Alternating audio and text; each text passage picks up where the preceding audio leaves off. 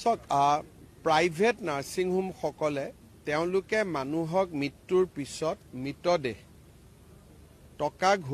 টকা দিব নোৱাৰাৰ অভিযোগত মুকলি কৰি নিদিয়ে।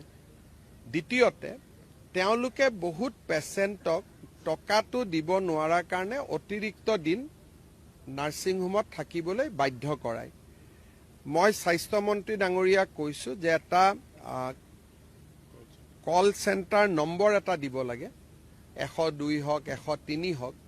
যি পেচেণ্টে এনেকুৱা অসুবিধা পায় তেওঁলোকে যাতে লগে লগে সেই কল চেণ্টাৰটোত ফোন কৰি দিয়ে আৰু আৰক্ষীয়ে গৈ পেচেণ্টজনক হস্পিটেলৰ পৰা লৈ আহিব পাৰে। কাৰণ ভাৰতৰ সংবিধান আৰু আইনে কোনো ব্যক্তিৰ মৃতদেহ ধৰি ৰখা বা কোনো পেচেণ্টক টকা দিব নোৱাৰাৰ কাৰণে ধৰি ৰখাৰ অনুমতি নিদিয়ে।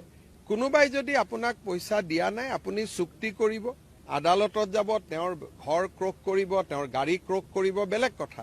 কিন্তু মানুহজনক ধৰি ৰখাৰ নিয়মটো নাই। সেইটো আৰ্টিকল 21ত লিখা আছে ভাৰতৰ সংবিধানৰ যে জীৱন সকলোৰে অধিকাৰ, ইয়াক কোনেও কাকো ধৰি ৰাখিব নোৱাৰে। ইভেন পুলিচেও কাৰোবাক ধৰি ৰাখিলে কোৰ্টক জনাব লাগে।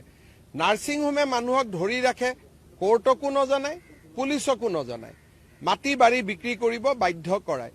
গতিকে এই বিষয়ে আমি চিন্তা কৰি আছো। আপোনালোকে ভাল খবৰ এটা পাব। 2 এদিনতে আমি ইয়াৰ ওপৰত এটা কেবিনেটত আলোচনা কৰি এটা সিদ্ধান্ত ল'ম যাতে নাৰ্ছিং হোমত পেচেণ্ট আৰু ডেড বডি দুইটাক যাতে ধৰি ৰাখিব নোৱাৰে। টকা পইচা লাগিলে অহাৰ আগতে এডভান্স লওক, আমাৰ ক'বলগীয়া নাই।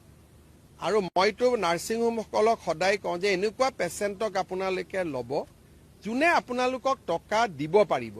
দুখীয়া মানুহবিলাকক পেচেণ্ট হিচাপে আপোনালোকে নল'ব, পিছত অশান্তি হয়, আপোনালোকেও পইচা নাপায়, কাৰোবাক ধৰি ৰাখিব লাগে, মাটি কম দামত গৈ বিক্ৰী কৰি আহিব লাগে। গতিকে ব্যৱস্থাটো ভাল নহয়।